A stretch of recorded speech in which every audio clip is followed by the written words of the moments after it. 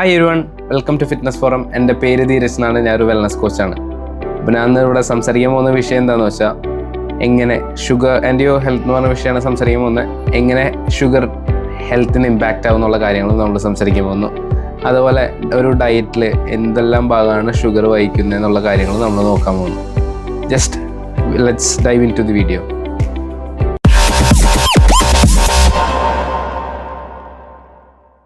അത് നമ്മൾ നോക്കുമ്പോൾ ഡെയിലി ബേസിൽ എന്തൊക്കെ ഫുഡ് എടുക്കുന്നുണ്ടോ അതിൽ എന്തെല്ലാം ഷുഗർ ആഡഡ് ആണെന്നുള്ള കാര്യം നോക്കണം.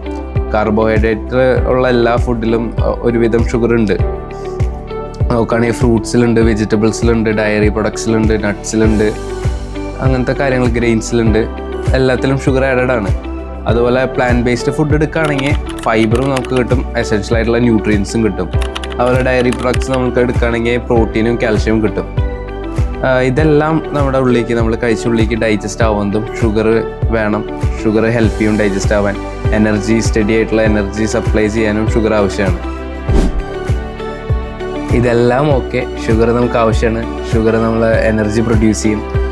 പക്ഷേ എക്സസ് ആയിട്ട് ഷുഗർ ആഡ് ചെയ്യുമ്പോഴാണ് പ്രശ്നം വരുന്നത്. ഇപ്പോൾ നമ്മളൊരു ഓറഞ്ച് എടുക്കാമെന്ന് വിചാരിക്കുക. ഓറഞ്ചിന് 9 ഗ്രാം ഷുഗർ ഓൾറെഡി ഉണ്ട്.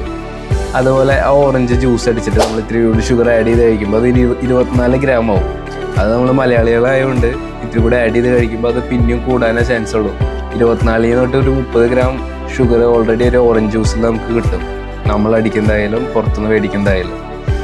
അപ്പോൾ ജസ്റ്റ് നോക്കുകയാണെങ്കിൽ ഷുഗർ ആഡ് ഷുഗർ കുക്കീസിലുണ്ടാവും. അതുപോലെ യോഗേർട്ട്, ഈ ഫ്ലേവേർഡ് യോഗേർട്ടിലൊക്കെ ഷുഗർ ആഡ് ചെയ്തിട്ടാണ് വരുന്നത്. സോഫ്റ്റ് ഡ്രിങ്ക്സ്, ഫ്രൂട്ട് ജ്യൂസസ് എല്ലാത്തിലും ഷുഗർ ആഡഡ് ആയിട്ടാണ് വരുന്നത്. ഈ ആഡഡ് ഷുഗറിൻ്റെ പ്രത്യേകത എന്താണെന്നറിയോ? ആഡഡ് ഷുഗർ 3 കാര്യങ്ങൾ നമുക്ക് വരുത്താനുള്ള ചാൻസസ് ഉണ്ട്. കാർഡിയോവാസ്കുലർ ആയിട്ടുള്ള രോഗങ്ങൾ വരുത്തും, ഡയബറ്റിക്സ്, അതേപോലെ നമ്മൾ ഒബീസ് ആവാനുള്ള മെയിൻ റീസൺസ് എന്താണെന്ന് വെച്ചാൽ ഈ ആഡഡ് ഷുഗറാണ്.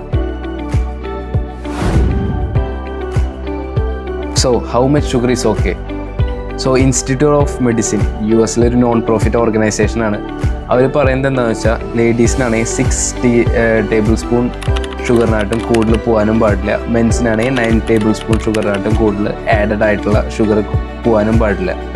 പക്ഷേ ആവറേജ് ഒരു വേറെ സ്റ്റഡി നടത്തിയതിൽ പറയുന്നത് എന്താണെന്ന് വെച്ചാൽ, ആവറേജ് മെൻ എത്ര കൺസ്യൂം ചെയ്യുന്നത് വെച്ചാൽ 24 ടേബിൾ സ്പൂൺ ഓഫ് ഷുഗറാണ് ഡെയിലി ബേസിസിൽ കൺസ്യൂം ചെയ്യണത്.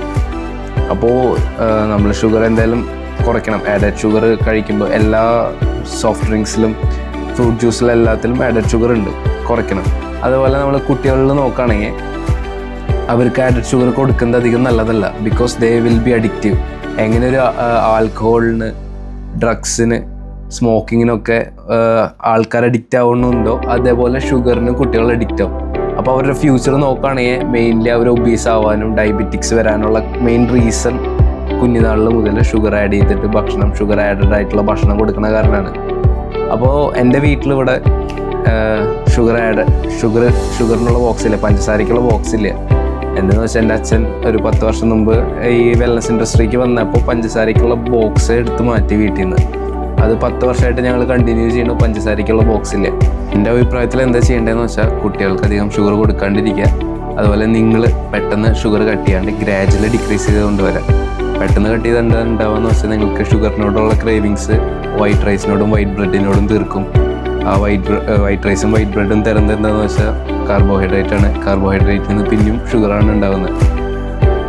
അപ്പോൾ ജസ്റ്റ് നിങ്ങളെല്ലാം ശ്രദ്ധിക്കുക.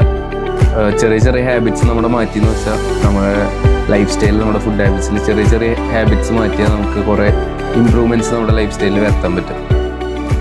Thank you.